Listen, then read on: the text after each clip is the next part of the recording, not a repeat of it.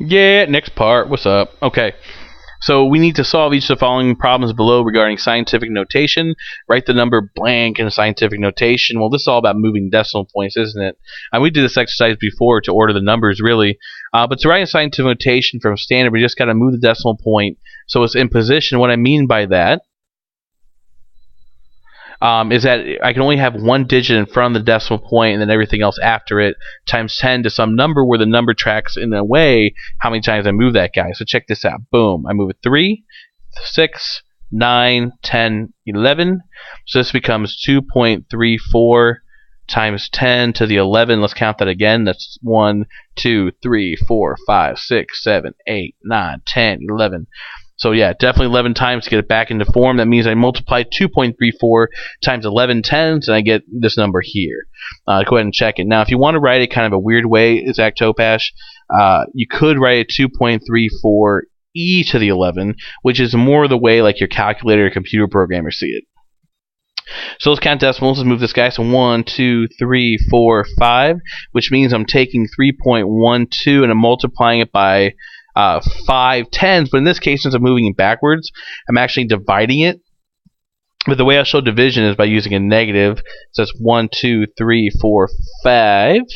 And again, if you want to be Zach Topash, 3.12 e negative 5. Write the number in standard form. Well, this is actually about multiplying out all those tens. In this case, 7 tens. Whenever I multiply by a 10, then the effect is I basically just pop a decimal point to the right. So that's 1, 2, 3, 4, 5, 6, 7. Now, making these crazy over-exaggerated loops, because it helps me count the zeros I need to fill in. So 2, 1, 2, and then 1, 2, 3, 4, 5 zeros. If you want to put commas in like Miss Norton, that's going to be 21 million. Okay.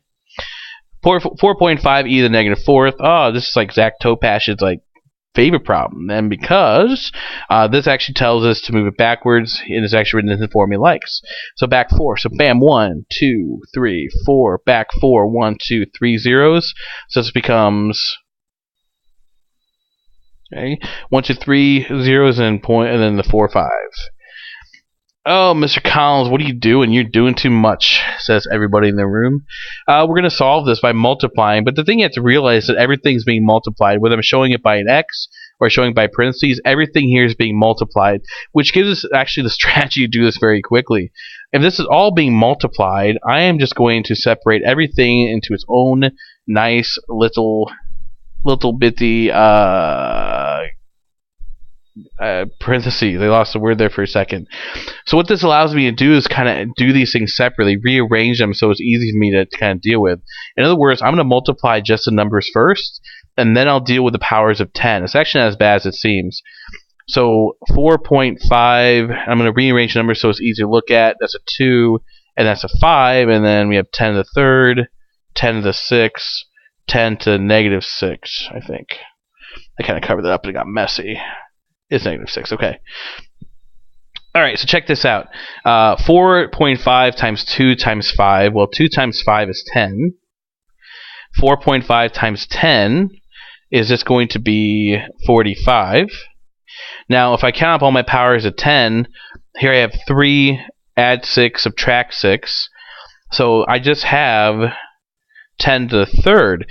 Now, here's the deal. If I need to write this scientific notation, which I do, it's not because decimal point's here. But if I move this guy just one more place to the left and make it 4.5,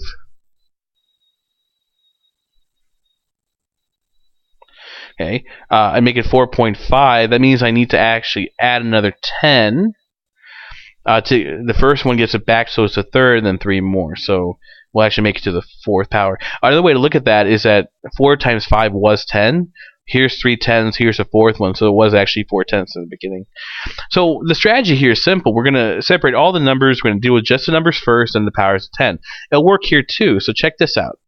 If I separate everything, then I can deal just with the numbers by themselves. So 2 goes into 6 3 times, because 6 divided by 2 is 3. 3 times 2.5 is 7.5. Now let's deal with our powers of 10. Here's 12. Here's 4.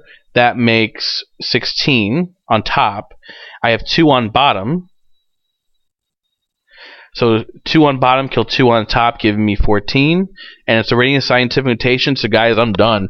I told you this could go fast if we had the right strategy.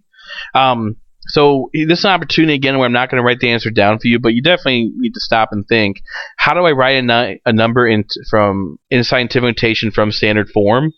That's like these two problems. Okay, that's what I did there. Scientific notation given a number. How do I write a number in standard form from scientific notation? That was like these two guys. And then how do I multiply and divide? Those are like these last two problems here. So stop, make sure you can process this strategy because it's going to be an important one. Squeeze another problem in. For each of the problem tables, decide what function family it models. In the space below, give a mathematical justification for your answer. Man, is that a mouthful. So let's do this. Let's get our calculator here. Okay. And the reason we need a calculator is because I'm going to determine linear or exponential from a table. I have a very clear strategy which I'm going to use to do that. And in short, what I'm really going to do is look either for a constant addition problem or a constant multiplication problem. And it's got to work for the whole table. So now I see a lot of decimals actually across the board. So I don't think I'm going to have an easy time to do this. So, excuse me. What I'm going to have to do is kind of really use my brain here and think, well, if I have this constant multiplication problem, that means if I can't see in my head what to multiply by, I got to divide going backwards. What I mean is, if that's a number that I multiply going this way, that means I divide going backwards. That's just the way it works. Multiply one way, divide the other. So let's just check this out. I wonder what is 10.5 divided by 3. Okay, that tells me, since 10.5 divided by 3 was 3.5, that tells me that if I want to go the other way, come here, blue, that I have to multiply by 3.5. Okay? And we can check that. 3 times 3.5 is 10.5, and that worked. Now, it's only going to work if it works for everything. So if I take 10.5 times 3.5, I sure as heck better get 36.75. Whoa! It worked for these two. But I can't stop. I got to check them for all of them. So let's multiply that by 3.5. Let's hope I get 128.625. Bam! It worked. Let's multiply that by 3.5. 450.188 if you round up. So it seems to have worked for all these, which makes me feel like I should be able to trust it, but man, I should try the top ones too. So 0.245 times 3.5 is 0.875, or 857. Yeah, that works. Looks like we have a little rounding difference, but that's not a big deal. And let's check this last one. Multiply this guy by 3.5, and I get 0.857 times 3.5. I keep missing a decimal point. 0.857 times 3.5. There it goes. 2.995 rounds up to 3. So it seems to work here. I'll be honest, guys, I did round these numbers a little bit. But the whole point is, it's exponential. Now, the mathematical justification is got to be this calculation to get 3.5.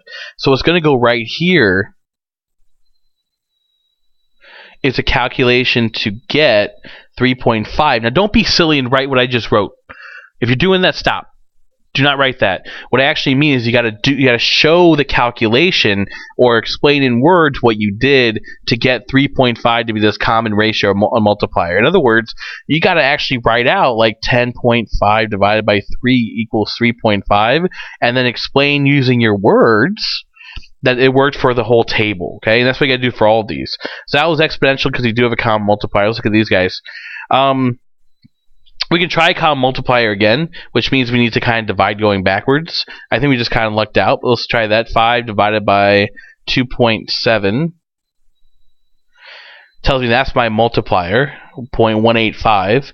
Let's see if that works. If I multiply that by 5, whoa, that should have been 0.927. That didn't work. So that tells me something really important, that this is not exponential. Now, I don't know it's linear yet because I haven't checked for a constant addition problem. But I can but instead of thinking in terms of division and multiplication, if I add going forward, I have to subtract going backwards, which means to check or create or calculate, my common difference. I do a subtraction problem. 5 minus 2.7 is 2.3. So what this is kind of saying to me is that if I want to go from 2.7 down to 5, I'm going to go plus 2.3. Now, I don't know if this works for everything, but we can check it. What is 0.4 plus 2.3? Oh, it worked. So 2.3 worked here. I add 2.3. So I take 2.7 plus 2.3. That's going to be equal to 5. I do it again, equal to 7.3. Again, 9.6. Again I said 11.9, and again 14.2. So it seemed to have worked.